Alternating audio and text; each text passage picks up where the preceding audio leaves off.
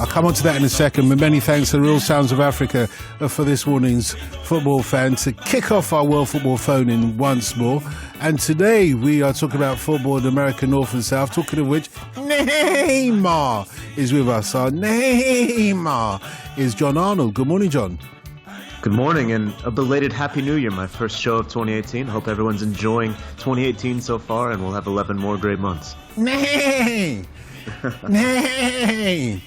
The Legendio, Tim Vickery's with us as well. Good morning, Tim. Yeah, good morning. Thank you very much for the Happy New Year greetings, John. But, you know, stop robbing our players, please. You're coming down here. You're taking our players. You're taking them over above the Rio Grande. You watch yourself. Yeah, you tell him. So we'll kick off straight away by talking about, what the hell is Tim talking about, Neiiighmar? Well, it's just a total influx and has been for a while. But, you know, we've talked on this show for years about MLS teams not necessarily looking to sign those old Europeans, although there's a few that I think we'll probably get to in this show, but bring in young South American players, a lot of them. And it's not just Atlanta United that Tata Martino coaches. It's all over the league. Mexico with some, but really in MLS, these have become prized assets, South American players under 20, 21 years old. We hope they bring excitement, fun, and success to the Major League Soccer teams here. So we'll see. We'll see how it goes. What's there to complain about, Tim? Well, we're losing them. You know, I've grown accustomed to your face and all that. I've grown accustomed over the years to to driving to the airport or waving them off as they go off to Europe. But now, you know, the states are coming down and they know what they're after. You know, they're taking quality. They haven't really hit Brazil in a big way, but they're hitting Argentina, they're hitting Paraguay, and the Yankee empire is growing. Yeah, but they're paying for it, aren't they? Oh yeah, they are. It's all perfectly legitimate. Yeah. Whether it is the right move for the players concerned, well, that's a different and more complicated question, and I'd love John's opinion on that. If you were in their shoes, let's take when the jewel in the crown, who's going up there is Ezequiel Barco, who's a little attacking midfielder, just 18 years of age, but is already an established first-team player, was an established first-team player with Independiente. Now, and that's the kind of player who could have gone to Europe. And it may well be that he might be a little bit lightweight for Europe anyway. But anyway, that would have been a possibility that would have been open to him. Maybe not quite yet, but maybe in a year, 2 years, instead of which he's off to the MLS to join the South American colony there at Atlanta United. Do you think, is it a decision that you would make if you were in his shoes? I think it maybe could be a good sort of, we saw for a while some of the Eastern European leagues or even some of the Nordic leagues filling this role of sort of a stepping stone, right?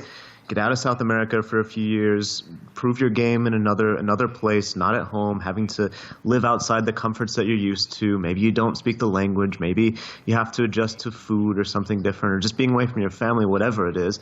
And I think if I was a young South American player and you came to me and said, all right, you can move to some other, smaller European league, work for a couple years there and then move into La Liga or the Premier League, or you can come to the U.S., make maybe a little more money, few more American dollars, see the lifestyle here, hang out with some people, your countrymen, the team around you, and then hopefully make a move. I think it might be a little more enticing. Now, of course, it won't work out that way for everyone, but we saw plenty of other players get stranded in other European leagues. So I think if I'm a young 19-year-old kid and you say, hey, in a couple years in America, what do you think? I think I'd be pretty intrigued by it. But there are legitimate questions to be asked if it's the best thing for their development.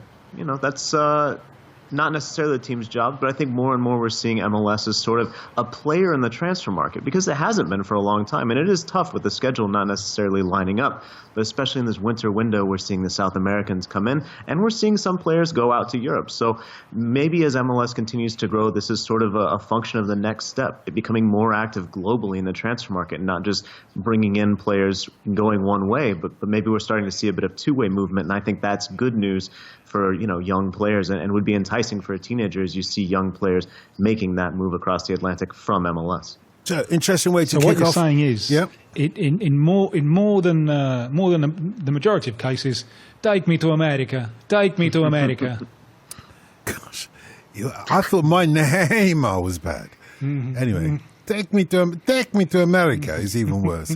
Okay, we kicked off the World Football Phone in case you never realised. The number to call is 08085 909 693 if you'd like to join in the conversations. We're talking football in North America, Central America, and the Caribbean, as represented by Jon Arnold, our Neiiighmar. And we're talking South American football, as we always do, with the Legendio Tim Vickery in Rio. Give us your thoughts, please. Tackle a couple of these questions, if you will, gentlemen. This is from Chris, who lives in St. Catharines, Ontario, in Canada, just outside Toronto. He says, I always listen to your show by downloading the podcast and unfortunately never live. Last week, you were trying to give a Brazilian shirt name to your guest, who was a Leeds fan. His father was a vicar, his mother was a white Zimbabwean, and he was in African studies. I usually struggle thinking of Brazilian shirt names, and I think your callers do a great job. I know it's very much after the fact, but I immediately came up with one this week when listening to your show. Vicar in a Desmond Tutu. Thought I'd share it with you and the panel anyway and see what you think. If Desmond Tutu was from Zimbabwe, I think it would be perfect. Yeah, you're right. In fact, I've never had so many responses to a Brazilian shirt name after the fact than we had last week. We had a Don Rivellino, because he was a Leeds fan, obviously. That was a good one. And there was another one that I can't remember right now. But anyway, let's get on to some of the other questions, and there are quite a few of them. So bear with me. This is from Bob, who's a Spurs fan. He says, no, P.S. Spurs is on a run. Hope it will continue versus Liverpool on Sunday. So he's got that one in. Greetings from Sweden. Or like we say, heja från Sverige. Don't know if this email will get any attention, but it would be nice if you and your panel briefly discuss this development, quote unquote, on the World Football Phone-in. Rod had an excellent interview. Rod Sharp, our colleague, had an excellent interview this week with a US sports journalist who described the MLS structure and fact that Becks and company paid $100 million but really don't own the team nor the players.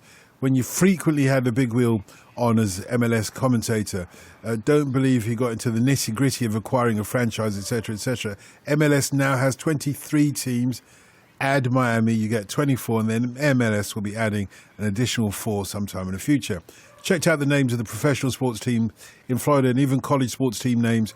Not too many animal names left. Should that be a consideration? Perhaps you can have your listening audience suggest a team name. And my guess is that Bex will name the team with an association to his roots. Anyway, always an excellent listen. So, let's get your thoughts first of all, Neiiighmar. The essential point about the structure of the league is the main one. You know, how does it all work? How can it be that David Beckham and his associates pay $100 million for a franchise, but they don't own the franchise and they don't own the team? And also, once you've had the Carolina Panthers and the Miami Dolphins, which other animal names are there left for Beckham to consider? Yeah, so MLS, as we've talked about, it's a single entity league. So the league runs most things. I mean, it's similar to any sort of franchise, right? If I want to run a Starbucks, I don't own the Starbucks. I just have the rights to run it in my neighborhood with that marketing, with that brand. You know, I can employ who I choose within the parameters of the company. I can, if I want to offer a certain special, I can do that. If I want to, do things in a little different way that might suit my market better, put an advertisement up for a latte instead of for tea, what have you, I'm allowed to do that. But ultimately, it's still a Starbucks, right?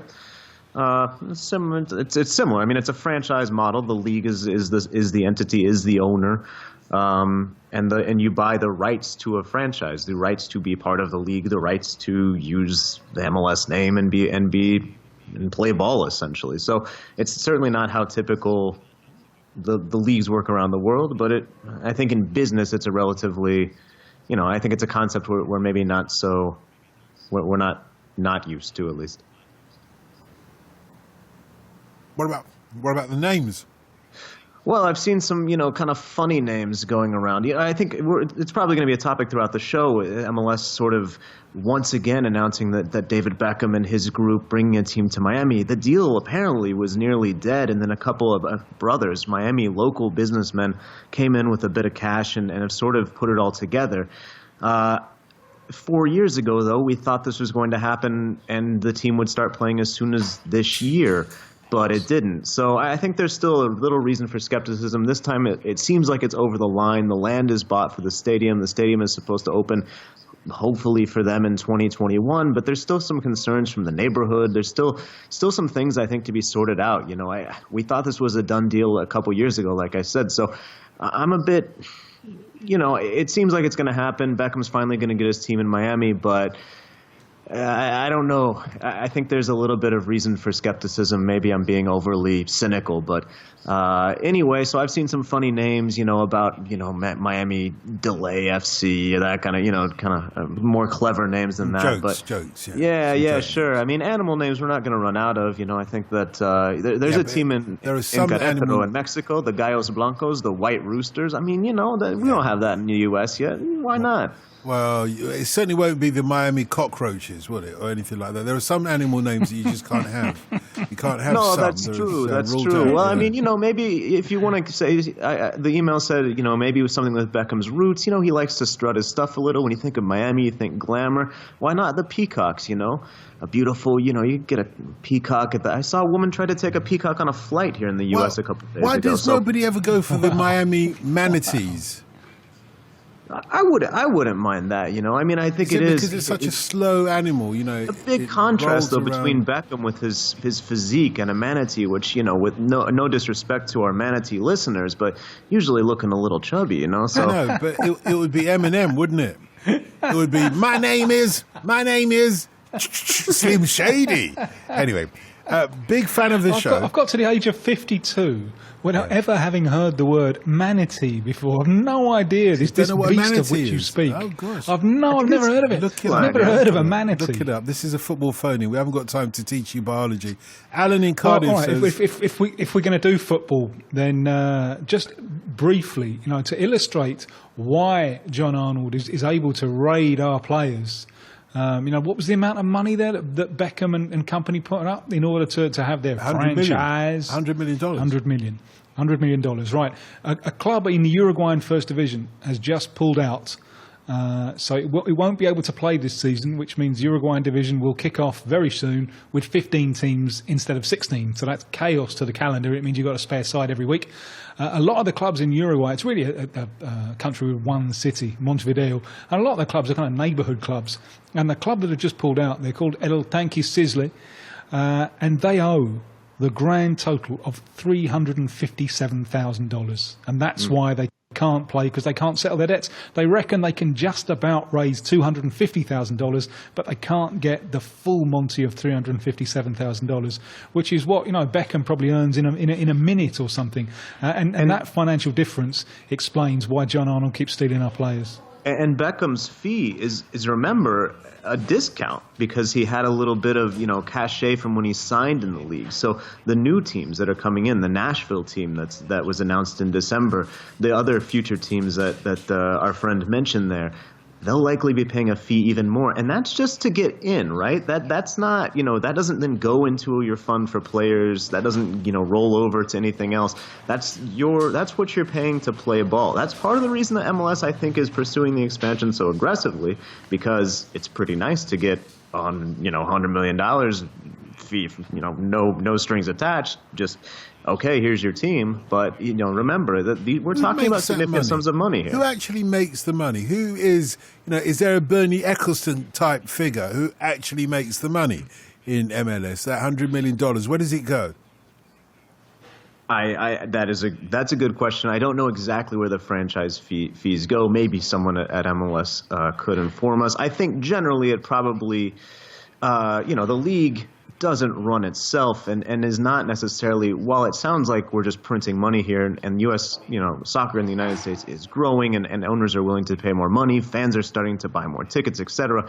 It's still not, an industry where we're rolling in dough over here. Well, don't hear it wrong. So, no, but fair enough. I think but your comparison, the league can use the money where it gets it. Your comparison with Starbucks, we all know that Magic Johnson's rolling in Starbucks dough. So, who is the Magic Johnson then of Major League Soccer, who is making at least a good slice of that 100 million? I'm not sure. Like I said, I don't know. Maybe that's something we need to do some investigative journalism on. But okay.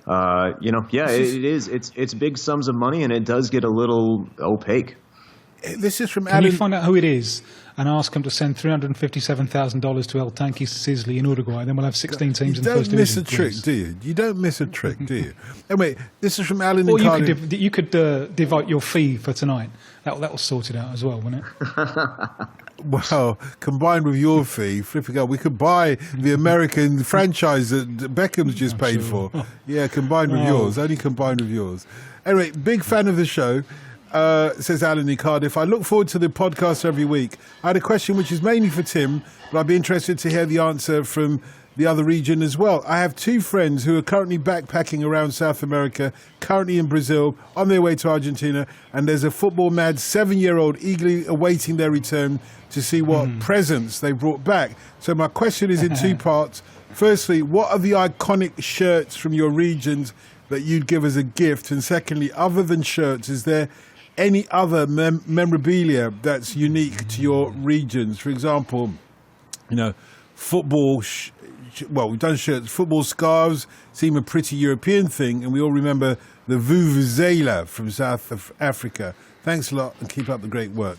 So, Tim, what about football shirts, iconic, and any other memorabilia? And if I had a great friend over the other side of the Atlantic, I would take him a hooky Vasco da Gama shirt bought off a pirate stall for about a tenner or something. And your like friend that. still got it. It's a bit tight on your friend nowadays, but he's still got it. Got a couple of holes in it as well. But the number 10 has faded somewhat. Well, I'm glad you got plenty of use out of it. There are lots and lots of iconic shirts and there are lots of interesting shirts as well, and some of the shirts are different from the ones that you see in Europe, and it's just a case of personal taste. In terms of extra merchandise, one that's just come to mind you can buy here in Brazil is the kind of Sunday night news magazine program. It started doing a roundup of the week's action to illustrate the league tables, using little kind of like teddy bear things, but they're not teddy bears, they're horses, dressed in the team colours. It's an absolutely brilliant idea, and the little kind of teddy bear type horses are really cute. It's great, and it's caught on brilliantly. So what you got now is loads of people outside the ground have like privately made their own little teddy bear horse thing in the colours of the team, and they're flogging them outside the ground. It's become the latest fashion. A few years ago, the latest fashion was, I think this was after the World Cup in South Africa, where every country, where Mick Jagger was there, and every country that he went along to watch and support lost. So what happened then is that loads of people, kind of outside the stadium street hawkers, they got up kind of flags and stuff with firstly the face of Mick Jagger and then the flag of your deadly rival. You kind of put them together, and if you have that means you're dead. If you have Mick Jagger with the flag of your deadly rival, that means your deadly rival is going to lose, because there's no satisfaction for Mick Jagger as a football fan. But that's kind of gone now. That was one from a few years ago. So the big one, which is in at the moment, is the horses. But in terms of shirts, you can't go wrong. There are so many great, iconic, and just different football shirts that I'm sure a 7-year-old would love. And what about in the States, John? Yeah, in my region in Mexico, Pumas have a lovely shirt almost every year. Their crest, usually it's the big face of the Puma, the Mexican City team, and actually has a clever sort of American football upright hidden in it if you look carefully, because Puma is affiliated with UNAM, the university, the biggest university in Mexico City, and actually started and was more known for its American football team before Pumas got rolling. So that's a great shirt. I really think it's one of the best in the region. I also like Sporting Kansas City's here in the U.S. As far as a unique item, it's not that unique. I've seen it in other places, but one thing that's become quite big lately is handing out a small like car flag. When you walk in the stadium, so you can wave it around in the stadium, and then when you get out to your car, you can just kind of attach it to your window and have it rolling, flapping in the wind as you drive home, and then bring it to the next game and the next game. It was quite common in the final in Monterrey. I was down there I guess just 1 month ago now. The two teams in Monterrey played in the Liga MX final, and that was sort of your signifier of which team you were pulling for, was whose flag you had flying from your car window. You know, they're small, maybe the size of, I don't know, a little book or something, but they get the job done as far as your colors. So yeah, maybe that's something unique to the region. Yeah, one present I wouldn't get, football present-wise, is a baseball cap with your football team on it, because you're mixing the disciplines there, I'm afraid. Baseball, let them have it, and we'll stick to the football. Would you ask Tim, says Danny, to declare an interest? Duly declared. Go on, what is your interest? Well, there's going to be a Lucas Moura to Tottenham question. Of course it is. Of course it is. Of course it is. So Danny says, of course it is. Yeah, you're on it tonight, mate. Danny says, after declaring your interest, what do you think of Spurs' new signing, Lucas Moura? Can he reach the potential at Spurs? Well, I think he's gone to the right coach. Right, I first wrote about him exactly 7 years ago when he was with Brazil at under 20 level. And I compared him then to Theo Walcott, and nothing that I've seen subsequently has changed my opinion. And he went to Paris Saint-Germain in, I think, 2012 for just a huge sum of money, a vast sum of money. And I remember saying at the time, he's not there. He's not really worth it. What he is a flyer, a right-sided flyer. And I saw his club side, Sao Paulo, they tried him out on the left. It didn't work. They tried him out centre forward. It really didn't work at all. He was a right-sided flyer, and that was much easier in Brazilian football, because the lines, the lines of the opposing team, the opposing midfield and the opposing defence, they play much deeper. So there's much more space between the lines. So if you're a flyer, you push the ball past your marker and go. You've got plenty of acceleration space to get around the other side and get the ball, and then have a run at the fullback. European football, which is much more compact, it's harder to do that. And I always thought he wasn't quite subtle enough. He just kind of plays in his own little tunnel, in his own little world. And I fully expected him to struggle at Paris Saint-Germain. Now, I'm not saying he's going to be a flop at Tottenham at all. And even with those limitations that he showed, he's a player with virtues. He's very quick. So he'll open out that right side of the field, and that opens up space for your Ericssons and your Dele Allis and so on. So that has a virtue. But also what I really want to see is what Pochettino can do with him. We've seen the power of Pochettino with young players, and Pochettino is really responsible, I think, for the flowering of Felipe Coutinho in Europe. He was doing very badly with Inter Milan. He got him on loan at Espanyol, and it was under Pochettino that he started flowering. So I think Pochettino will do two things to him. He'll fill him with confidence, and he'll get him out on the training ground and drill him and drill him and drill him. So if there is more to come from this player, if he can be more than just a kind of right-sided flyer without a great deal of subtlety, I think Pochettino will get it out of him. It perhaps is a fair amount of money, £23 million, to pay for someone like it, but it's considerably less than Paris Saint-Germain paid for him a few years ago. Okay, and there's another aspect to this question as well, John. It's as it's a football phone-in. Do you know what's coming? I want my Super Bowl prediction? Indeed, Patriots or Eagles? Oh man, it's got to be the Patriots. As much as I hate to say it, we love underdogs on the World Football Phone-In. Crystal Palace are in the Super Bowl final. How did they do that? Well, they did it 13 years ago as well. I went all the way to Jackson, Florida, to see them taking on the same team, the Patriots. Yeah, Crystal Palace versus the Patriots. Again, the Crystal Palace fans were amazing, though. They came off the plane all the way from Philadelphia, and you can imagine what they're like in Florida for the first time. They went absolutely ballistic, but unfortunately they were playing the wrong discipline, and the Patriots nicked it at the end. They nicked it at the end. People have been asking Brady about his comparisons with Messi, so So World Football Phone-In this morning is America North and South and Central. We have got our Neiighmar, Jon Arnold in Fort Worth, are you, John? Yeah, just over in Dallas. Not far. Over in Dallas. Well, it's Texas to us, okay? It's Texas. Sure, it's sure. big. It's big. And once upon a time, they rode horses there. That's why he's the Neiighmar. How do you say that in American? When people come up to you in the States and they say, "Oh, you're Jon Arnold, aren't you?" How do you say Neiighmar? A lot of times we talk about players in the U.S. They like coming here because they don't get recognized. Let me assure you that soccer media in the U.S. doesn't get recognized. Okay. Just in case, though, it's a Neiighmar. Just in case you ever get recognized. And Tim Vickery, the Legendio, is in Rio. And we've got... You are the Eggmen. I am the manatee. Goo goo gajoob. I'm the eighth man, Tim. Me? It's like a walrus, I'm reliably informed. I'm going to let you off this time. Alan in Santa Monica's with us. Good morning, Alan. Yeah, hello again. Good to speak to you, mate. So you got a question for both Tim and John? Yeah, no, it's very interesting because I've been watching the FA Cup last week, and I really noticed that when Manchester City were playing the lower league teams, you get that more physical style of play, and then Pep is coming out and saying protect the players, and it's put a lot of scrutiny on the English style and the crunching tackle.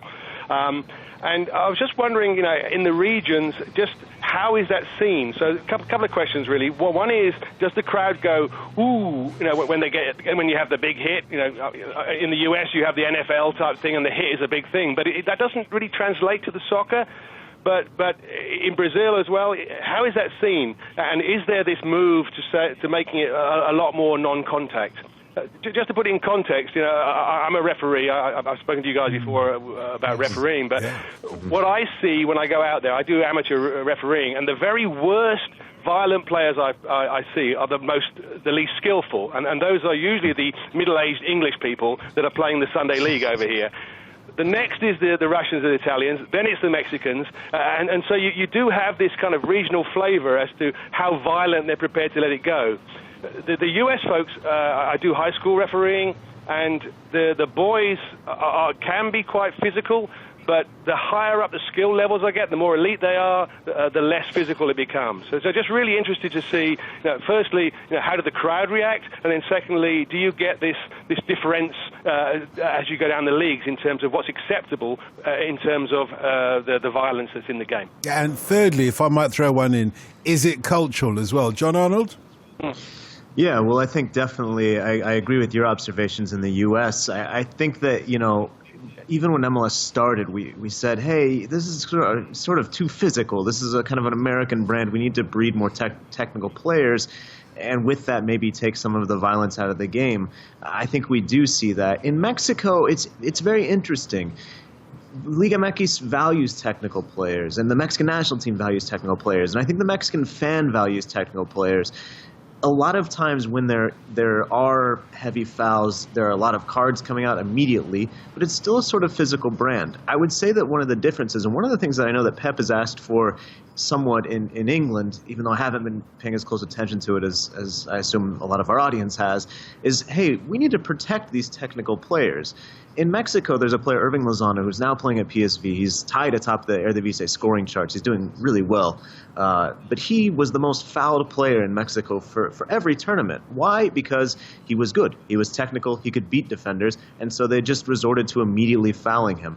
I don't think the players get the same amount of protection that maybe they should. And in MLS, you hear coaches as well say, hey, we need to protect these technical players.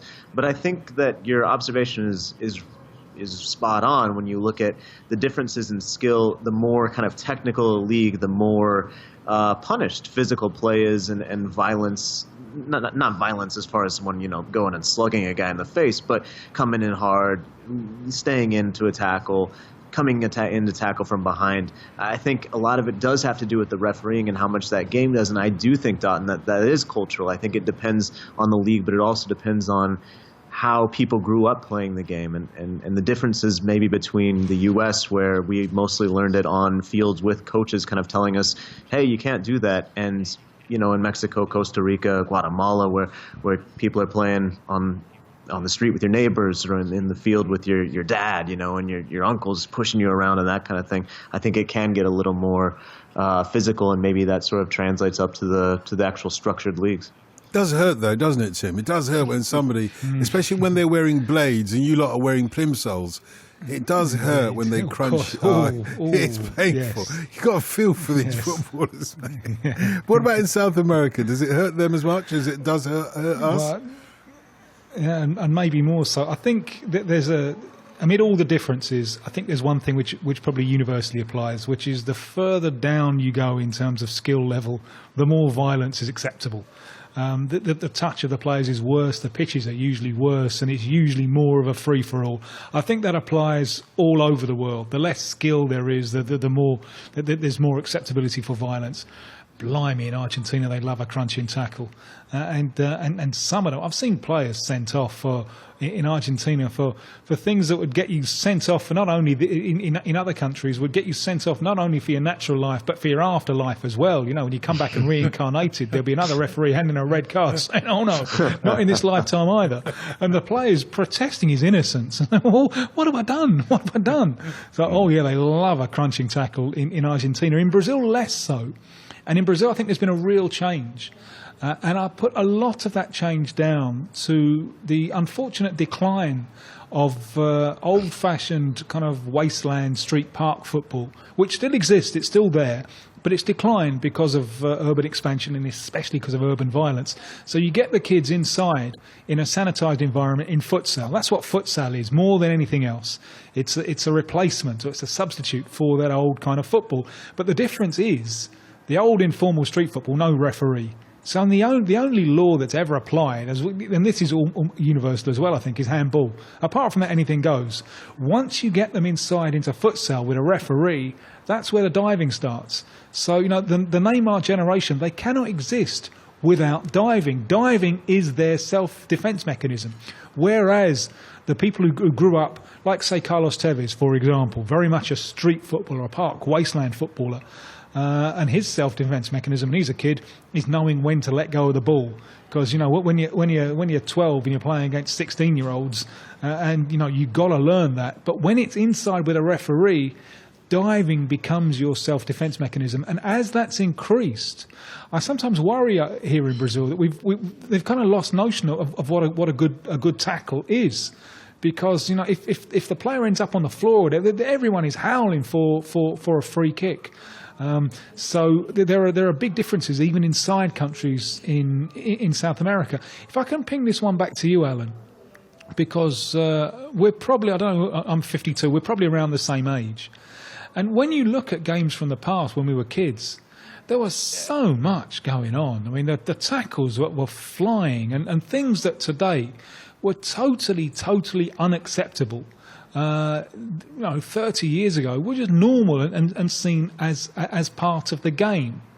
When you're refereeing, is it hard for you to tune in to what is acceptable today? Is that difficult? And are there any times when you think the pendulum might have swung too much in the direction of playing protection, or are you happy with the level of protection that today's players get? It's interesting, really, because I do youth soccer and all the way up through high school, and then also adults, Sunday league. I don't do high level like college or anything like that. But there is a very big difference at the age level. So what you see is when I'm doing U10s, U12s, the children aren't that violent, and it's the biggest problem you have is the spectators, and they can get a little bit agitated. But what happens there is that if anybody goes down to the ground or falls over, the assumption is it must have been a foul. So in the US, it's very, very hands off in terms of that. Now, once you start to get up into the U16s and the high school, even the high school girls could get very, very physical. These are 16-year-olds, but the high school boys who have a lot of testosterone, that's actually the hardest to referee because the speed means that, but they have speed, but they don't have ability. So what tends to happen, that you get clumsy hits, you get get, as soon as anybody gets the ball, they get somebody on them straight away. And so the hard thing there is how to differentiate between what's a foul and what's close contact, if you follow me. So, from my perspective, it is. I don't see the crunching tackles over here in the US that we have. It used to be that when I was growing up, you'd find the best player on the opposition, and the first time he got the ball, he got knocked up in the air. That was the norm, and that's not acceptable now. But what does happen a lot at the high school level is that the boys are very strong and they're physical when they receive the ball. They don't have the skill to get away, and so there's a lot of interaction, and it's very hard to differentiate between what is a foul and what is just pressurizing the player. Good to speak to you. I remember during the last World Cup, there was, and FIFA denied this, but there was clearly, once we got into the knockout rounds, there was clearly, or it seemed to be, an instruction to the referee: don't issue too many cards. We don't want lots of players to be suspended for the later games. So, the referees were trying to take what in British football will be termed a common sense approach to game handling. And that's all very well, but I tell you, you just can't do that with the South Americans. You can't do it, because if they think they can get, then, so Brazil versus Chile, that turned nasty. Brazil got away with one free right at the start, and so Chile thought, well, we're going to have one back. So they did that, and then next round it's Brazil against Colombia, and with that kind of refereeing, that just degenerated. Because Brazil clearly had a plan. Wherever James Rodriguez is, whoever's around him, we're going to kick him. And the number of fouls in that game, more from Brazil than from Colombia, was astonishing. But it rebounded on Brazil because it created a climate of the game where Zuniga did that dreadful foul on Neiighmar and knocked him out of the tournament. But I think that the refereeing approach there, trying to fit that kind of blanket common sense approach to all of the games, it didn't work with the South Americans because I don't know. And as soon as they started it, I remember telling people in the BBC, this isn't going to work with the South Americans. They're going to push it too far, and unfortunately, that's what happened. Sorry, Johnny, did you want to come in there as well? Well, I was just going to say, I think that. Yes, I think Tim's absolutely right, but I also think FIFA sort of has maybe the right idea with the suspensions. I think in knockout tournaments, it's sometimes quite harsh, and maybe you think, oh, well, that leads to more clean play, but clearly it doesn't. I think that maybe we should be a bit more lenient in the suspension rules. I understand why they're there, and I'm not saying a player should be able to get a yellow card in every single group game and just go on and play in the knockout round, but at the same time, I mean, it seems quite sort of prohibitive. So I wonder if there's maybe a balance to be found for Russia. Yeah, and talking of which,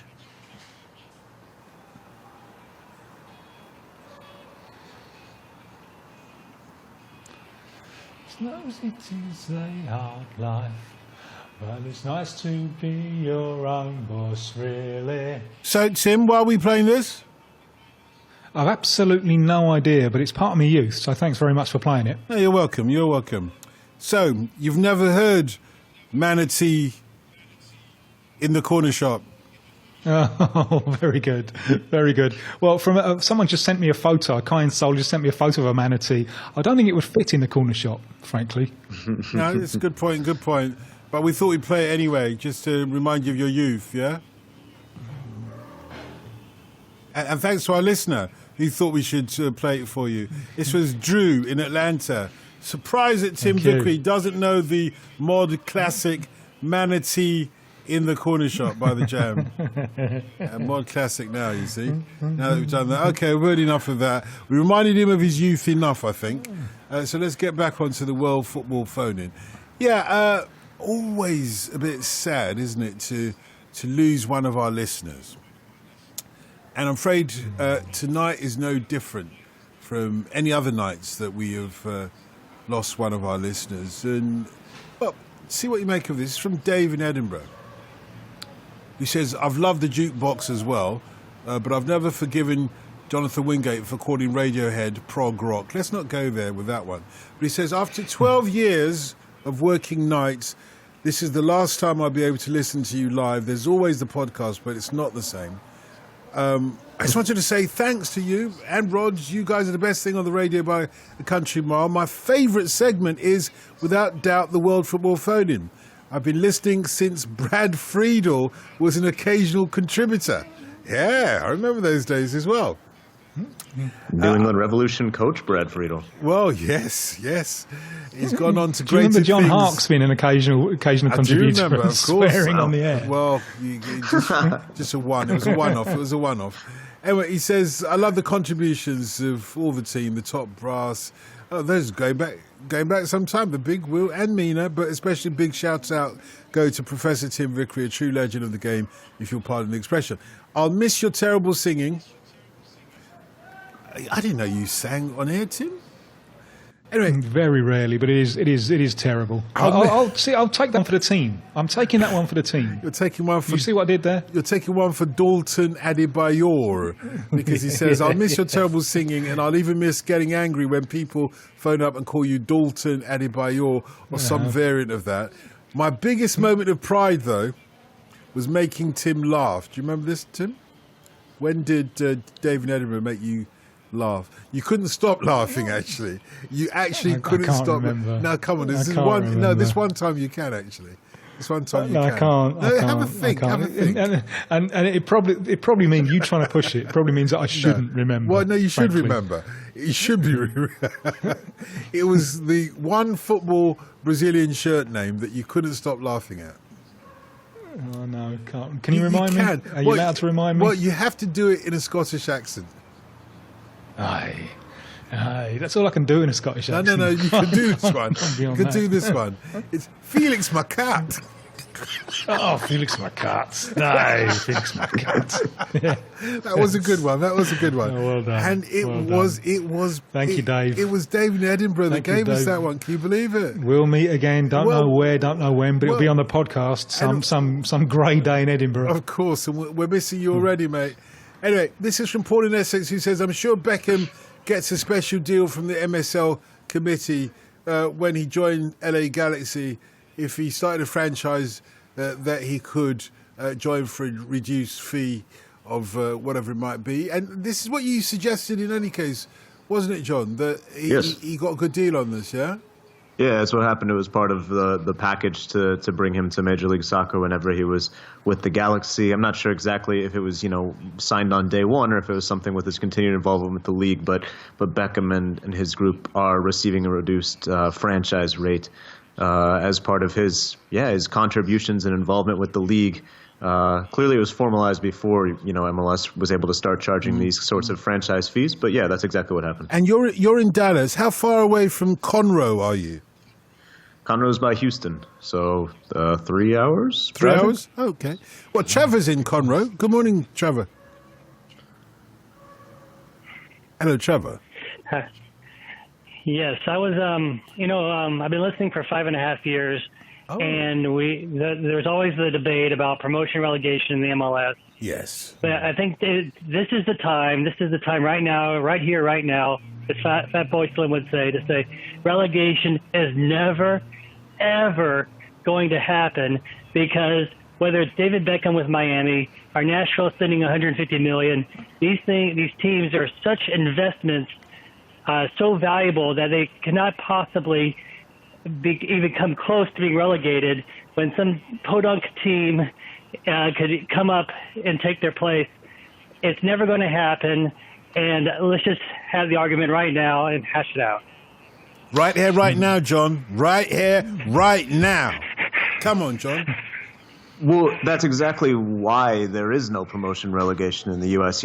We talk about it a lot, and it's a hotly debated issue in the U.S., but these owners are making enormous investments, and they want those investments protected. Whether you think that's a good thing or not, that's the case, right?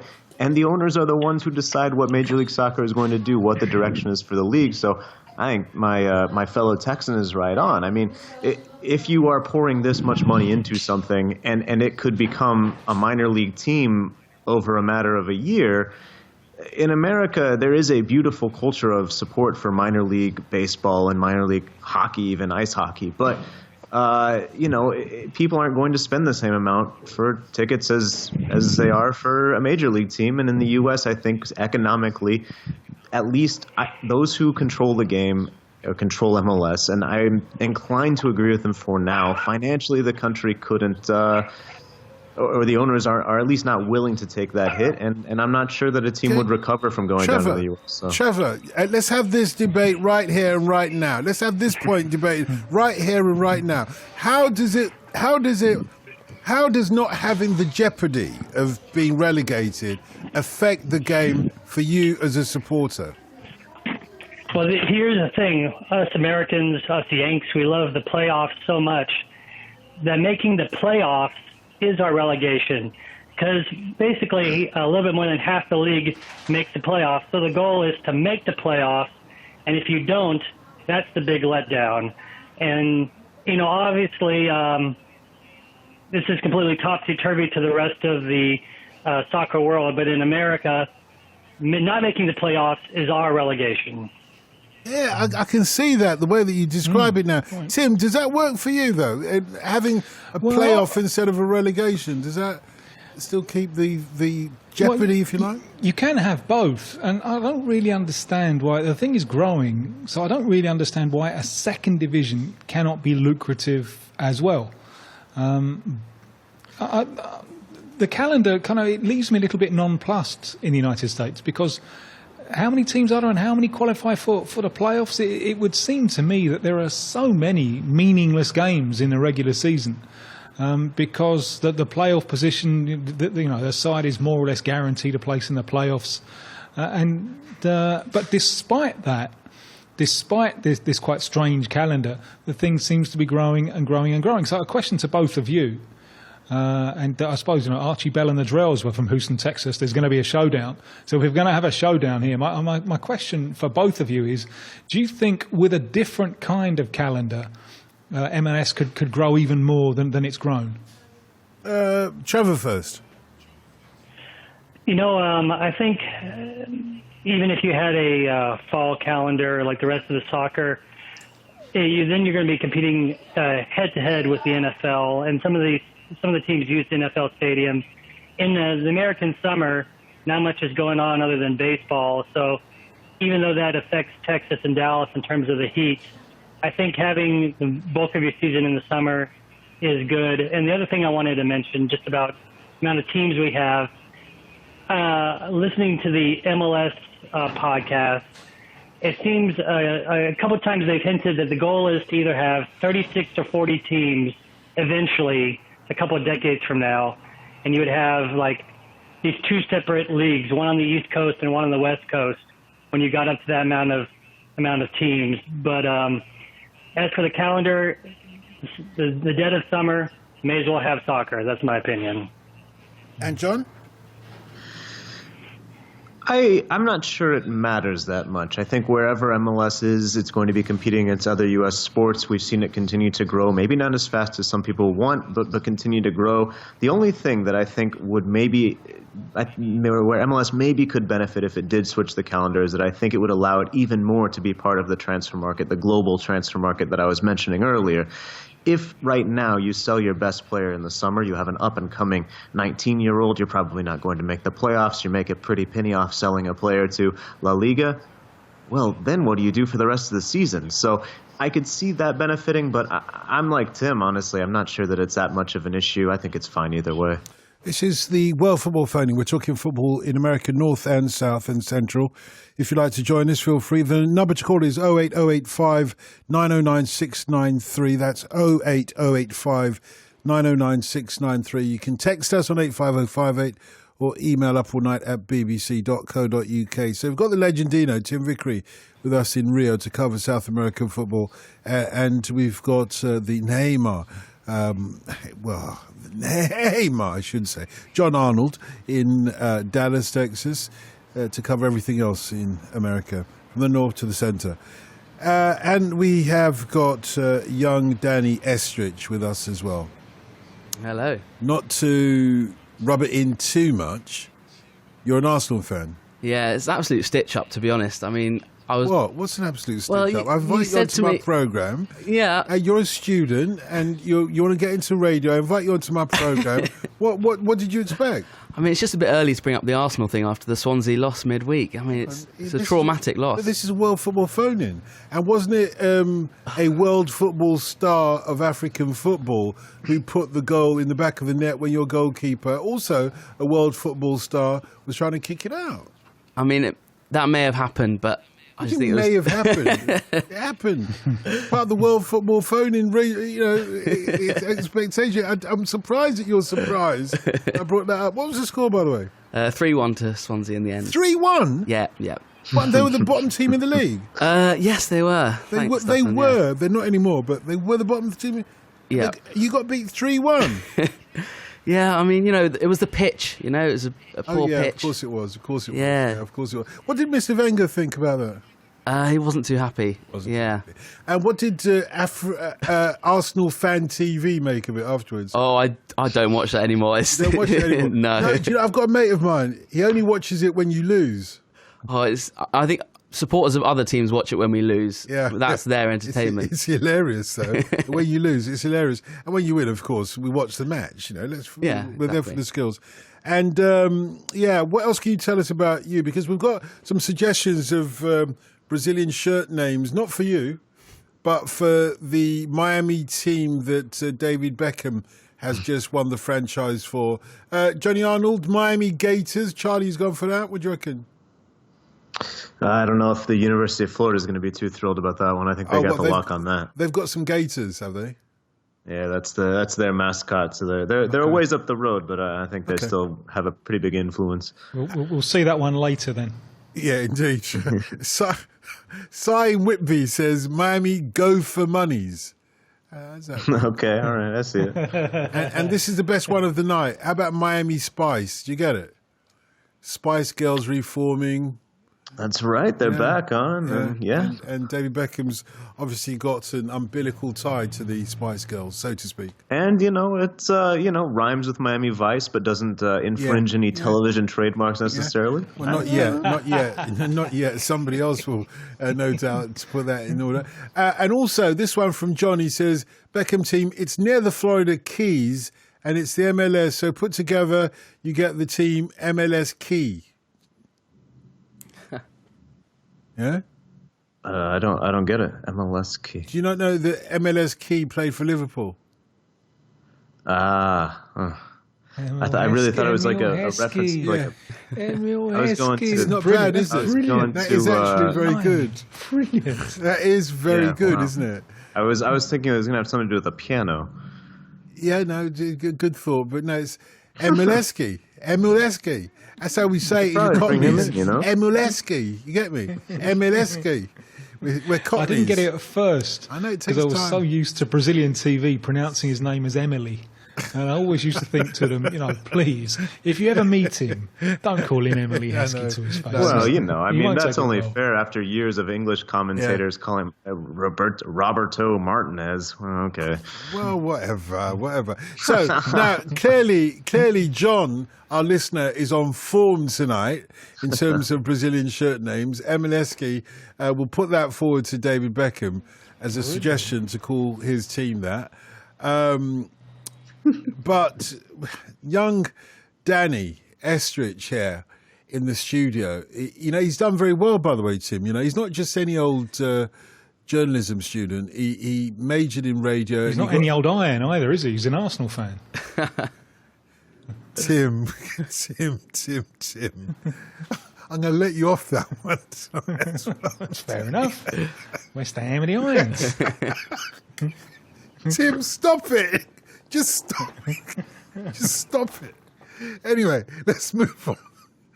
Oh dear. Anyway, where was I? Yeah, so we want another Brazilian shirt name from. I'll tell you why. Not only did he get a distinction, he got a distinction in his radio, but he also.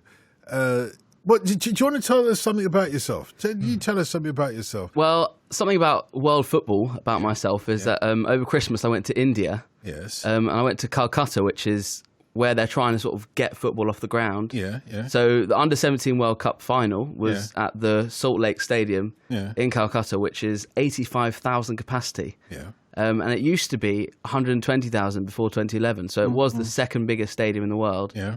And unfortunately, I got there the day after a ATK game. That's Atletico Calcutta, named after Atletico Madrid. But because it's India and you can kind of get away with stuff, there was just a security guard there when we went to visit the stadium.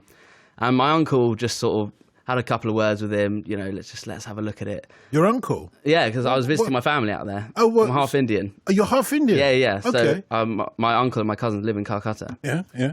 And my uncle spoke to the security guard, and then they were just like, just have a look at the stadium if you want. So went inside, just pitch side, massive stadium with a running track and everything. And I did a bit more research into the team that play there, ATK. They're managed by Teddy Sheringham. Yeah. They've got Robbie Keane up front. Ex-Newcastle player Ryan Taylor plays there. A young English player called Tom Thorpe. So they're quite a good team, actually, in the Indian Super League. It's pretty interesting getting to see that stadium. It's a huge stadium. So you're half Indian? Half Indian. How come you support Arsenal? Oh, just family. My dad, my uncle. Yeah. I mean, it's just, I went to Highbury when I was like 7 years old, and you just fall in love with it there. So you're half Indian? Half Indian, yeah. And how comes you support Arsenal? Well, I'm Jewish as well. North London, I mean, it all makes sense. Right. I think we've got enough information to give this young lad a Brazilian shirt name. Feel free to join in the conversation at any time you like. So can Tim see Neymar's obsession with being the man threatening his ability to contribute to the collective as effectively as he has done when he was under the imposing shadow of Messi and the politics of the club were not catered to him? Asked Michael in London. Great question. That was about me. It is. No. It is a doubt. You're not the only Neiiighmar. You're not the only Neiiighmar. Yeah, you're not the only one. Because if Jon Arnold doesn't quite have the talent of Neyiighmar, he's much more of a team player, I think. Although Neyiighmar, I mean, Brazil's coach pays full tribute to him, but there is that kind of show pony element, and he wants to shine as an individual. And I think we saw this very at its worst, or not that it's worst, but not in a good light, at Wembley in November. When I think the fact that it was Wembley, it's strange, because you speak to people around there at Wembley, northwest London. It's perched high up on a hill, giving you a wonderful vision of northwest London. But if you're from somewhere else, it's really, really glamorous. Pelé saying a couple of weeks ago that had he won the World Cup in England in 1966, because it was in England, because the final was at Wembley, he would have given up international football. And so because it was at Wembley in November, I think Neyiimar tried to do too much. He didn't have a particularly good game. Because to play well is always to choose well. It's to choose your options well. And there is a danger of the desire to be the number one, making him choose badly. And he can go through phases of a game when he's more interested in showboating and getting opposing players booked than he is in circulating the ball well. And he's capable of absolute genius. But maybe that's part of the problem. He's got so many options available to him. He thinks so quickly. There's so many things that he could do that maybe that enhances the chance of making the wrong decision under psychological pressure to really prove himself. It's going to be one of the great themes of not only the World Cup, but of world football in the next 2 or 3 years, because the era of Messi and Cristiano Ronaldo, it can't go on forever. I think certainly in the case of Cristiano Ronaldo, we're seeing the signs of decline now. He's reached an age where you expect him to be going down the hill. So who's going to claim that throne? And can Neyiimar cope?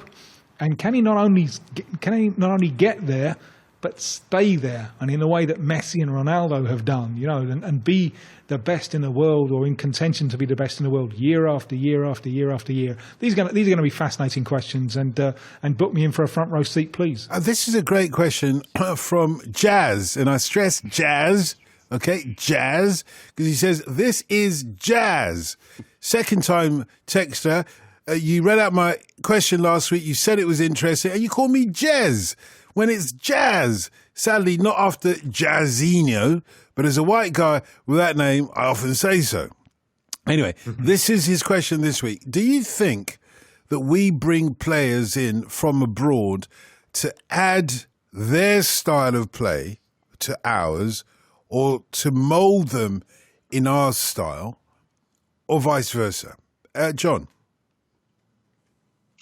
And that's not just particularly into the English leagues. Whichever league you're from, do you bring people from overseas to mould them in the style of play of your region, or do they get the chance to express themselves in the style of play from your region to suit them? I think a lot of it, especially in my region, depends on the manager, because some managers are willing to let players sort of change their ideas. There are certain managers, even Diego Coca from South America recently came to Mexico. He's now coaching Club Tijuana, and the book on Coca was that he's just a 4-4-2 guy. That's all he does. That's all he ever does. That's all he ever will do. And he came here and realized he doesn't have the personnel, and now he's playing 4-1-3-1, or it's kind of moving things around, moving pieces. Miguel Herrera, the Club America manager that used to manage Mexico, was very strict in playing a 5-3-2, 5-3-2, 5-3-2. And then I think after he was fired from the Mexico job, sort of took a step back and maybe, realized, hey, I can be more flexible, and did different things with Tijuana, and now is playing a different formation with Club America. But I think a lot of that is because of the people that you have at your disposal. And if the idea that you want to play with, if the style you want to play in, if you don't have the pieces to do that, you can try and force it and make it happen, or you can adjust. And I think a lot of times that's the better answer. A lot of it, I think, just depends on how the managers are willing to adapt, how they know to adapt, if they're technically capable and skilled enough, I guess, to play in a different style, or ask their players to play in a different style. And it also depends on how the manager relates with the sporting director, technical director, whoever is bringing these players in, because you're not going to have much success if you want to play in a certain way that would suit, an Argentine number 10, and you bring him in and you're trying to plug him into a system that doesn't play with a 10. That's not going to work out for you. So I guess that's a long answer to say I think it really depends on the team in question, because sometimes we've seen it work beautifully when managers adapt, and other times we've seen it work horribly, and these players get brought in on big money deals, end up sitting on the bench, and 6 months later or a year later, they're back out the door. I've got some classic football Brazilian shirt names for young Danny Estrich. And we haven't got a single one that suggests Estrich should be Ostrichinho or something like that. But we have got, this is a good one, you might like this or not. How about this? Demba Mitzvah. Demba Mitzvah. Not bad, eh? So we know the theme that this might go in. Well, although it ignores your other cultural aspect. The Indian is nowhere to be seen in there. Demba Mitzvah. Well, having listened for so long, I know that if I react positively, that's not going to end well for me. So no. I'm just going to... I already saw your reaction. So, Tim, what do you make of this cultural question then about whether when players are imported, they're imported to adapt to the local style or to bring their own style in? Which way? I think because the kind of global market in footballers is still, I suppose, it's relatively new. I think it's more of a modern question from Jazz than a trad Jazz question. Oh, very good. We like that. Thank you. It's pathetic. I just can't resist. We pathetic. liked it. Deeply ashamed of myself. Don't worry. I think when you're buying from abroad, there is obviously the element of gamble there. There's obviously the element of risk. So I think that always what you're looking for, or in the vast majority of cases what you're looking for, is that extra. You're looking for them to bring in something extra that you don't have or you don't produce. The exception to that is in, say, for example, Scandinavian players, when because the British market is inflated, you can get in a Scandinavian player who can do more or less the same thing as a British player, who's the same style, but you can get him cheaper. But apart from those kind of price differentials, if you're paying big money to bring in someone from abroad, you're looking for something extra, looking for him to bring to the dance something that you don't already have. But he has to meet you halfway, because he has to adapt to the style of play in that country. And one of the things which I think is so fascinating about contemporary, say, Premier League football, is that so many of the players are from abroad, but it is still recognisably English football. even with the technical level goes up, but it's still the intensity of British football, because the environment makes a difference. You know, the fans, for example, the fans in the stadium, the fans are not a cinema audience. The fans are actively participating in what happens on the field, and the atmosphere that created by the fans has an influence on what happens out on the field. So a foreign player is bringing something different, but he has to make it. He has to mould himself in a certain way to, for example, the criteria of fouls. I remember when Edu, the Brazilian midfielder, came to Danny Boy's club there at Highbury, as they then were, and he had to adapt. At that point, silky left-footed midfielder, at that point, English football still had the idea of the vast majority of physical contact wasn't a foul. So if he's going to be successful, he has to adapt to that. And that's something that he's a very intelligent fella, and he talks about that a lot. You know, he was saying that there's no such thing as a foul here. So I can't go to ground. If I go to ground on the physical contact, I've lost possession in a zone of the pitch there in front of the back four that could result in giving away a goal. So in that sense, he had to be moulded. But you know, the main reason that Arsenal brought him in is that he had something that they couldn't produce themselves. Yeah, I'm looking at some of these Brazilian shirt names. Well, they're of a theme. Now, just remind us, your multiculturalism expands from which region to another? So my dad's Jewish, Yeah. and my mum's from India, and she was Hindu. And when she married my dad, she became Jewish as well. Right. So yeah. you are technically Jewish. Yeah, Jewish, Indian, yeah. Have you had a bar mitzvah? I have had a bar mitzvah, yeah. So you could be dem bar mitzvah. Oh, yeah, yeah. Absolutely. However, here's the joke of it. The joke of it all, for me, in any case, from North London, is that you're a gooner. So let's try and get all of those cultural differences into one name, if you don't mind. Jack in Brighton wants you to just remind us about what's going on in with David Beckham and his new MLS team. As you said, this would be a recurring theme tonight. John, so he says he doesn't know anything about, or he says don't know nothing about American football, which sounds like a Sam Cooke tune, doesn't it? But and I don't even know if he means he don't know nothing about American soccer or American football. Yeah, we did have the Super Bowl question earlier. No, so of course you probably remember that David Beckham came to play in Major League Soccer. He left and moved on to another league, Ligue 1. But always sort of kept business relationships here. That was a huge part of why he came to Major League Soccer in Los Angeles in specific.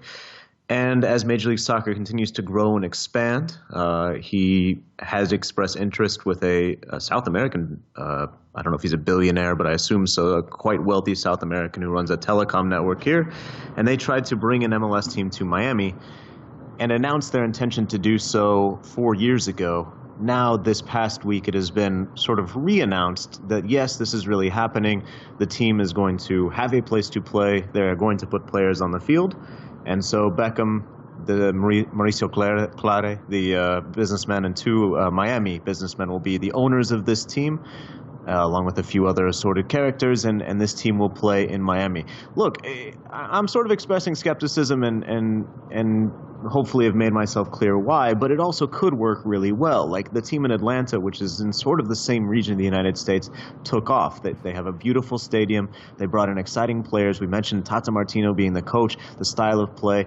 You would have to think with the connections that Beckham has, it's very possible that not only would there be sort of a glitz and glamour about the team simply because of his star power, but also maybe would be able to bring in a manager of the caliber of a Tata Martino. You know, that doesn't happen a lot in Major League Soccer, and then can bring in the players like that Martino has brought into Atlanta United, like some of the other players that we've seen arrive in LA, in New York, to these big markets. Miami is in the same situation. You know, it's a very international city. If you ever go there, you can find Venezuelan food, or you can chat with a Chilean, or it's a very South American city, despite being stuck in the United States. So it certainly could be a place that players would love to play, whether they're returning, taking a stop in Miami after playing in Europe and heading back home to South America, or using it as a launching pad. It has the potential to be very exciting. It's just that it had that potential as well 4 years ago.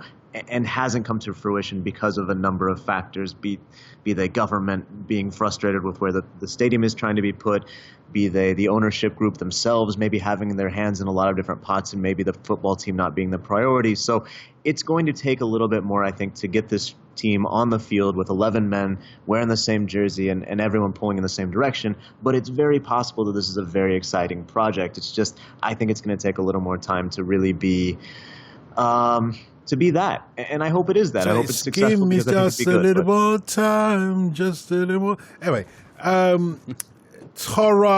Ronaldo is coming. I can't break this chain, you know. I'm trying to break the chain. It's this one-track mind. Prue has said, for young Danny, a little bit of everything-yo. Yeah? Okay, A yeah, bit yeah. of everything-yo. Well, actually, this has broken the chain. Neil in Somerset says, and you'll love this one. You will love this one, being a Gooner. All right, yeah? I'm ready. How about being a Jewish Gooner as well? You'll love it even more, honestly. He says, what about Christian Eriksson? Oh, no. No. I think we've got a winner, guys. Think we've got a winner. Think we've got a winner. Okay, keep that in mind, gentlemen. Keep that in mind. He just let his guard down. That one little moment. I've been trying to tell him about radio. You cannot let your guard down for a single second. Not on radio. Anyway, more questions about Lucas Moura. By the way, Tim, and it's one of our listeners who said, go on, I'll ask the question. This is Sean in Anglesey. He was a Spurs fan. Go on, yay or nay on Lucas Moura? Reserved yes, I think. Said, reserved Yeah. yes, okay. I thought you'd reserve judgment again. Yeah, reserved yes. Okay. And very quickly from Ethan to you, John, which MLS club has the best academy program at the present time? FC Dallas locally has developed a ton of players. They're very committed to it. I think they have a very bright future. It's fertile ground here in North Texas. There's a lot of good players around. And of course, one of the preeminent youth tournaments in the world, the Dallas Cup, is held here. And FC Dallas ran out the champion of the Super Group, the oldest players, the best and brightest groups over teams from Europe, Mexico, and South America. So I have to say right now it's FC Dallas. Real Salt Lakes is also very good. The Red Bulls in New York are also very good. LA Galaxy historically very good. But I'm going to stay local biased. As though I may seem, I assure you the teams are quite good on the field. Darren in London, good morning. Hi, Don. You good? I'm okay, yeah, how are you? Very well, thanks very much. You got a question, haven't you? Just say also as well, hello to Tim and the Arsenal fan as well. The Arsenal fan? Is there an Arsenal fan in the studio? Yeah, the other guy, the Tim, John, and I'm not sure his name. Do you mean Christian Eriksson? I'm not sure about that, no. Oh, yeah, I'm not sure about that either. But we'll find out soon. Anyway, Darren, yeah, I will say hello to him. Danny, do you want to say hello to Darren? Hi, Darren. Hi. And you're a fellow Gooner, aren't you, Darren? Yeah, I'm an Arsenal fan, yeah. Yeah, gosh, you lot must be weeping after the week you've had. No, Arsenal will probably win the Europa League anyway. What's that? Europa League, What is it? Is it a competition? Yeah, of course it is. I'm just checking, just asking. Well, that's good. Oh, yeah, I've got a question for John, I do. Yeah. Hi, John. Hey, how's it going? I'm okay, mate. I just want to ask you about a Mexican player, Irving Lozano. I heard you mention him in the show earlier. I expect him to leave in the summer, but which club do you think he'll probably go to? I know he wants to go to Barcelona, but in terms of his career, I can't see get him in the first team there.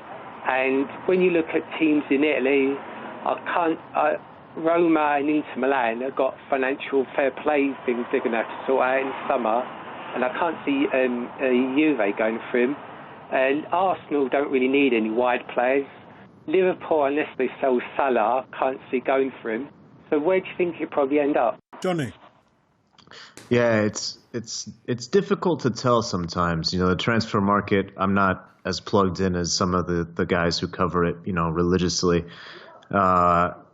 But I agree with you that it certainly seems that Irving Lozano, the Mexican winger, will move from PSV after just one season. He's had a phenomenal campaign there. I mentioned earlier that he's tied atop the Eredivisie with 12 goals on the season. He's only 22 years old, so you're going to be hearing about him at the World Cup, and then I think that can sort of unlock a lot of possibilities. If he plays well, if he helps Mexico to get out of a group with Germany, and then maybe puts on a show in a valiant effort against Brazil in the next game, I certainly think his valuations would soar. You know, he's been linked with some of the clubs that you mentioned, but I agree with you that maybe it doesn't seem like a club like Barcelona or Real Madrid would move from quite yet. He says his dream is to play not just for Barcelona, but with Messi. You know, he would have to put in quite a summer to do that, but I definitely think he's a player with a lot of potential. What suits him, I'm a bit concerned when I see he was linked with Man City, you know, in the summer market before he ended up moving with PSV, and I'm not sure the English game would be best for him. We talked about some of the quirks that the English game can have with some of the fouls, the physical play. Maybe star players or more technical players not being protected, defenders just kind of going in sometimes. You know, we're speaking generalizations, but those are real concerns. And he's sort of not a brittle player. He can take a lot of hits, but he has been injured in the past. And I think he excels when he has room to work, room to operate, and room to create. Usually on the left side, he's right-footed, but he plays really well inverted. So all that to say, I think it would be a brilliant move for him to go to a La Liga club where I think it might suit his playing style a little more, but probably not one of the two giants. If one of, you know, the sort of next tier, the Atleticos, Valencias, Sevilla, one of those clubs would be interested, I think that would be a pretty nice fit for him. But maybe he's for bigger things. Maybe he is for Arsenal and winning a spot, or even forcing his way into one of the top teams in Spain. I'm excited to see where he ends up. Like I said, I think he's a name you know if you've been listening to the World Football Phone-In for a few years, but he's someone you're going to hear talked about at the World Cup this year. And I think he's a player with a very bright future. So I'm excited to see where he ends up, and certainly will be keeping track of it in the summer. Yeah, Darren, thanks a lot for the call. Appreciate that. The number to call if you'd like to join in the conversation this morning is 08085 909 693. Talking football in South America and North America, and of course players from over there playing in our leagues as well. We've had lots of suggestions for shirt names, I must say. Just a suggestion, says Carl, for the Arsenal fans' Brazilian shirt name. That's too difficult. I can't pronounce that. Jehindu Neiiighmar. You're trying to get it all in. Yeah, I'm trying to get every single thing in. Yeah, it's going a bit too far. Happy. I like this one, though. Smorgasbord, isn't it? Madras Shirano. As in Brilliant. Mascherano. Brilliant. Chai Lee George. How'd you like that? Oh, okay. Yeah. Chai Lee George. That's not Oh. bad, is it? It's not bad. I do love chai. I do. Well, there you go, man. There you go. And we've had one or two, a couple for Kosha Mateus. And, you're not going to like this one as well. Harry Kane. You knew it was going Okay. God, he's one of your own. He's one of your own. Just accept it, Never. embrace it. Embrace it. Love it, mate. Love it. Tim, you wanted to talk about the Pizzagate in Brazil. What is that about? I do, yeah. This is about a side from the city of São Paulo called Portuguesa, who are a traditional side. If I'm going to put those in an English context, I would probably compare them with Queen's Park Rangers. They're a side of around that size and historical importance. And I well remember them nearly coming very close to winning the Brazilian League title just over 20 years ago. But they've fallen on very hard times. They're in the 4th division, and even in their own state of São Paulo, they're in the 2nd division there. So things are going very, very badly for them. And the season has started badly as well. And on Tuesday night of their the 5 games they played so far, they lost. They lost 3-0 at home to a team called Oeste. A grand total of 557 paying punters came to see them. And there's a tradition there with Portuguesa. After the match, some pizzas are distributed to the team in the dressing room. Only the supporters knew about this, and they went there and they intercepted the pizzas. So the kind of delivery boy on his motorbike, he turns up with his pizzas, with 10 boxes of pizzas, and a group of fans there of the hardy 557. They say, "Are these for the players?" And he says, "Yes." And he said, "Well, they can't have them. They can't have them. They haven't earned them. They haven't earned them." I know the old saying is, work and thou shalt eat. But in this case, this is Brazilian football, and this is lose and thou shalt maybe go hungry. So no pizzas for the players, the supporters. Of the 10 boxes, they did give four boxes to kind of club workers, the turnstile and attendants and the cleaners and so on. But no pizza for the players. They went hungry.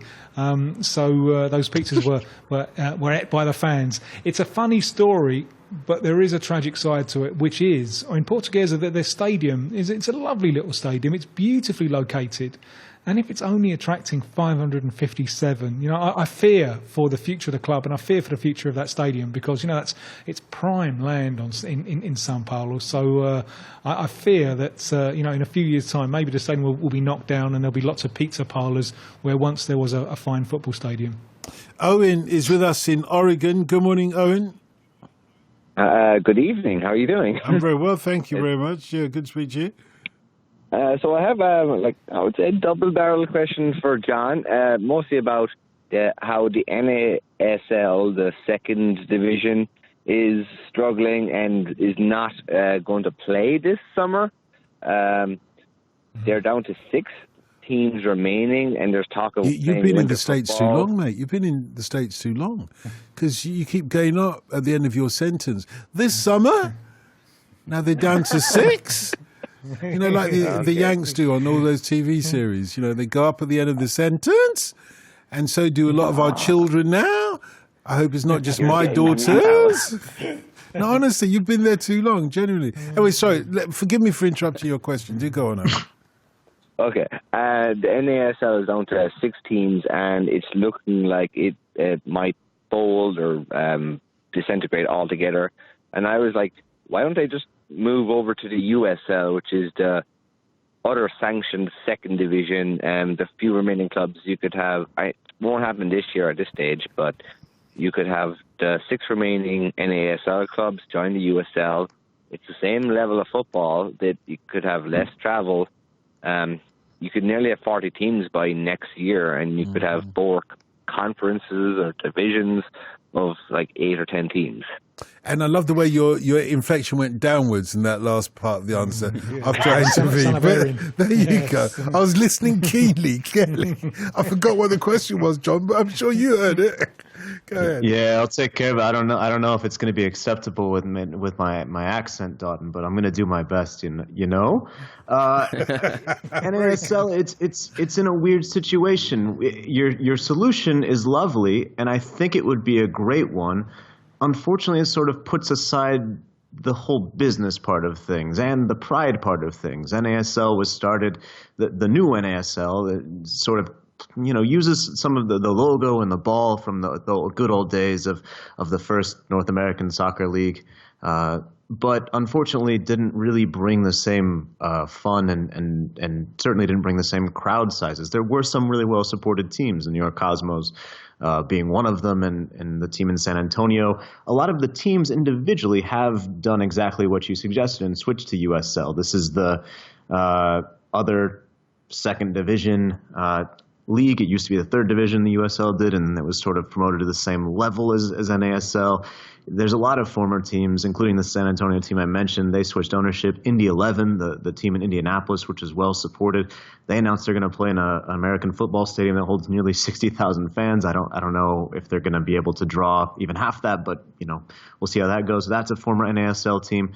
The issue with the league in general, first of all, they're sort of fighting U.S. Soccer, not sort of. They're in court with U.S. Soccer, trying to win a battle for sanctioning. And I've spoken about it on other shows, and I need to read more about it to understand the logistics of the lawsuit, but I haven't done that yet. So that'll be my homework before the March show. But a lot of it is just politics and the fact that the owners in NASL don't want to be part of USL. Some of them have been fine with it. The Tampa Bay Rowdies is another example of a team that moved leagues, but it's a decision that's been made by the teams themselves rather than the league. I've said before on the show, and I'll say again, I think it's a real shame what's happened with NASL. I think it's, any league that the U.S. can generate, can get support behind, I think is a good thing for soccer in the country. But at the same time, I think it also is sort of a symbol, or maybe, what I would point to as perhaps proof that while a bustling second division maybe could support a promotion relegation system, we haven't been able to have a bustling second division yet. Teams are struggling financially. The employees of some of the clubs are behind on checks and that sort of thing. Some of the clubs are fine. So it's a club-by-club basis, and some of them have switched to USL, something that makes a lot of sense. But why doesn't the whole league switch over?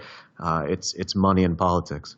Alan in Santa Monica, who was our referee that we spoke to earlier, he has sent in a blinder for a Brazilian shirt name, And I think we've had so many contenders tonight.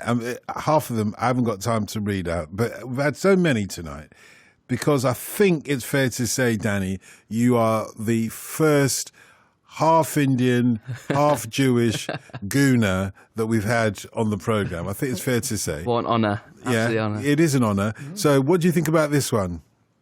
This is a classic, I'll tell you this. Ole Guna Synagogue.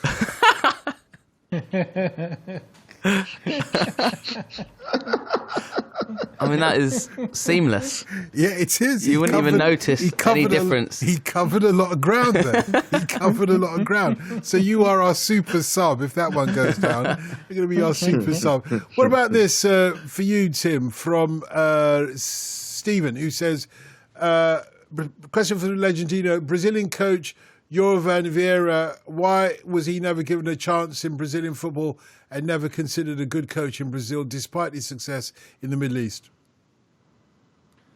I don't know, maybe lack of connections. And there's a little group who tended to get jobs again and again and again. And if you're in that group, it didn't seem to matter how many times you failed. You were always in line to a lot of this. I mean, it's one of those things. If you get too close, it can be a nasty little world. A lot of this is connections with agents and so on. So and perhaps Mr. Vieira just wasn't well enough connected back home. Okay, and this for you then as well, John. Nothing like it, but a very different thing to consider. As you know, I'm buying for time because I slipped out. Oh, here we go. What does, I was looking for... I wasn't going to say anything. I know, you weren't. You're supposed to help me out sometimes. Anyway, what does Neiiighmar think of Orlando City signing the Iraqi international? Is it Justin Beckham? Miram, apologies. From Columbus Crew. Will he be enough to solve their attacking issues? No, I don't think so, but he's a quite talented winger. He's been in MLS for a while with the Crew. American-born, if I'm not mistaken, but has an interesting story where, he has represented Iraq internationally through his parents, I believe. So, yeah, it was really cool that he made that decision, and it's been fascinating to watch when he's made the trips over there. It's not an easy trip, of course, but it's been really cool. He's a good player. I know other MLS teams wanted him as well, and I think he'll help Orlando City. They're a team in transition right now. Jason Kreis, former Real Salt Lake manager, had a lot of success with them, former MLS great. It's sort of putting together a renewed team, and between Justin Miram, Sasha Kleshtin, who they acquired from the New York Red Bulls, and Dom Dwyer, who they got last year in a trade, I think they've definitely taken maybe 2 steps up. They lost Kyle Larin, the Canadian international. He sort of forced his way through to Turkey, to Besiktas. He thought that he was not under contract. The club thought that he was. And they sort of got a deal done. It sounds like the Turkish club kind of coughed up some cash, and Orlando City sent out probably the saltiest press release you'll see of transfer season. It said something like, "We look forward to moving on with players who are committed to the club and want to play and represent our team." So with that behind them, maybe they'll be able to put together a good attack on the field. I definitely think their pieces are better.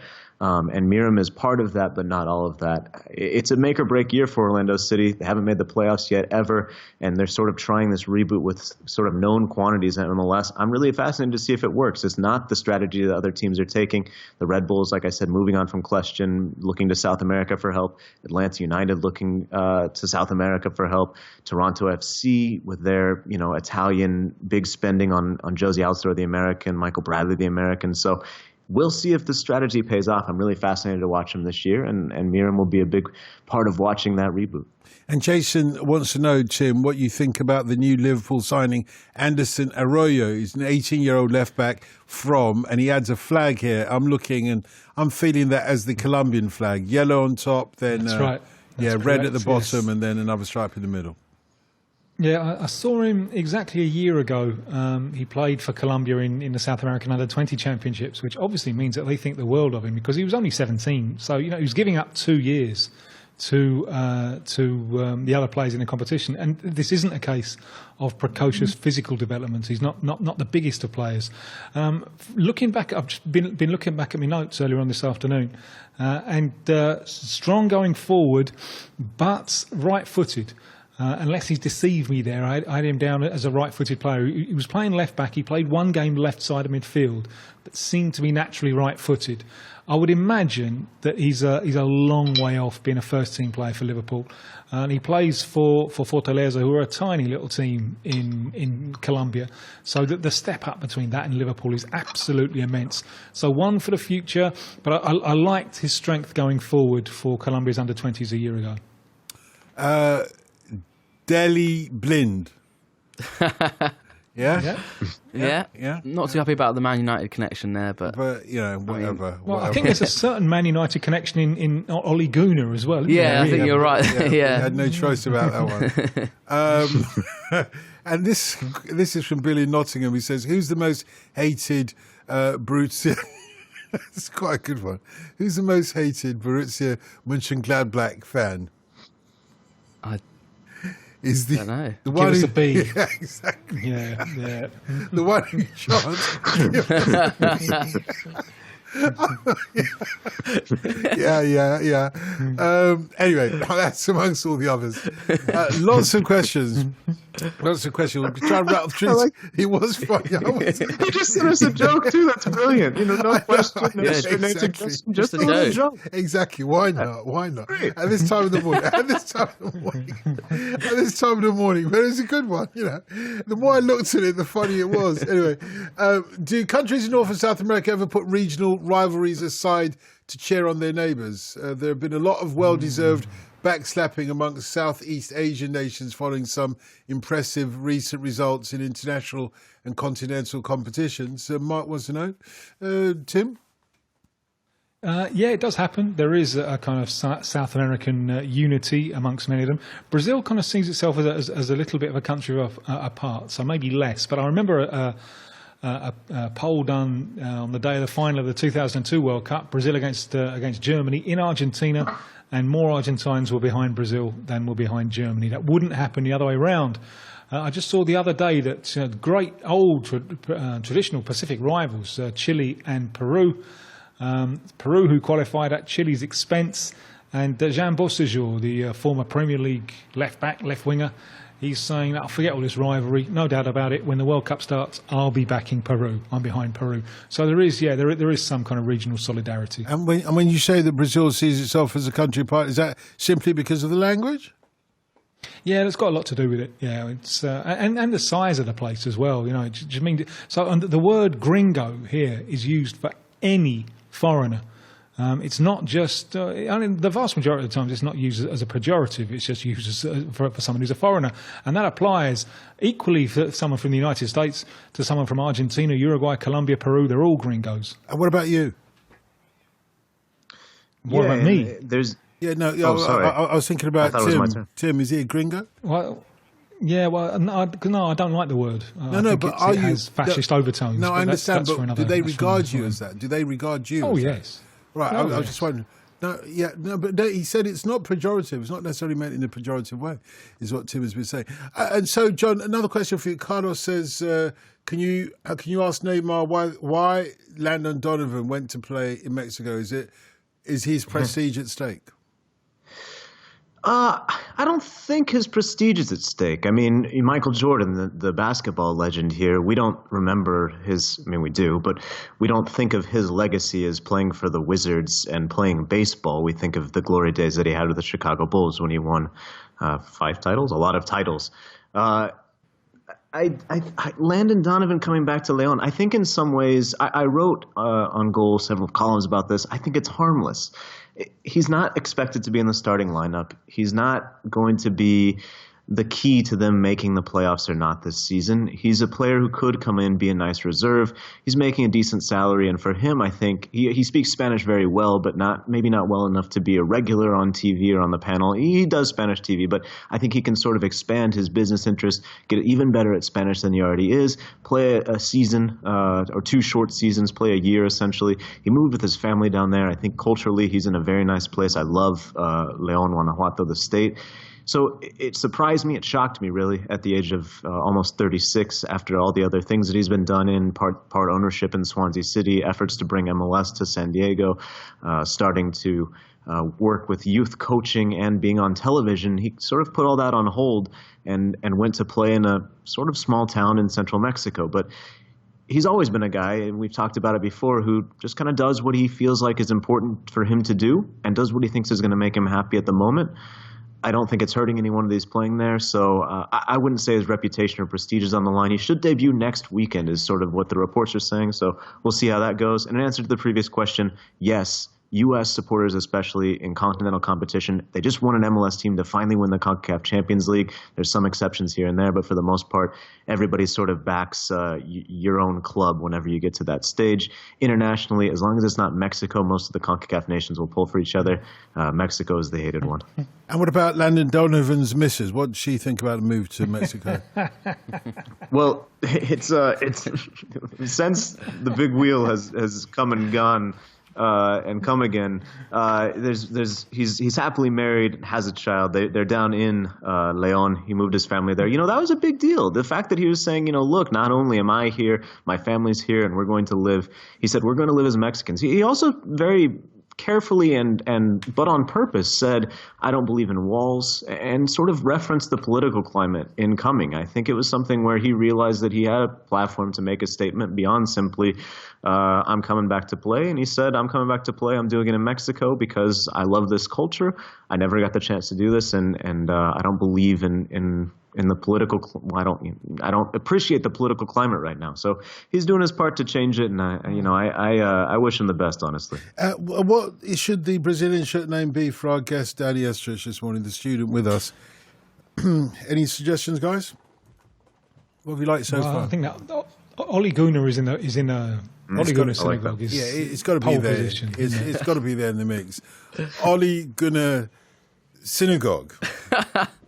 Perfect. Yeah, and it's. I guess so. Yeah. Are you happy with that? Yeah, I'll take it. It wraps up a lot of things, and well, good for you, because it could so easily have been Christian Eriksson. Yeah? I'll take anything that isn't that one, so I'm happy with it. You'll take anything that isn't that one? No, stick with that one. Harry Kane was that's there all right. as well. Yeah. Harry, did you get it? H-A-R-I, Kane. Yeah, unfortunately I get that, but... Okay. So, you're going to have to explain to people why it's Ole Gunnar a synagogue, because people will be asking, well, hang on, what are you trying to say? You're going to have to explain. Well, I'm an Arsenal fan and I'm Jewish. It makes sense. Absolutely. Thank you very much. I really appreciate it. Have you enjoyed it? Yeah, it's been really great. Thank you for having me. Cheers to Tim and to John as well. BBC 5 Live.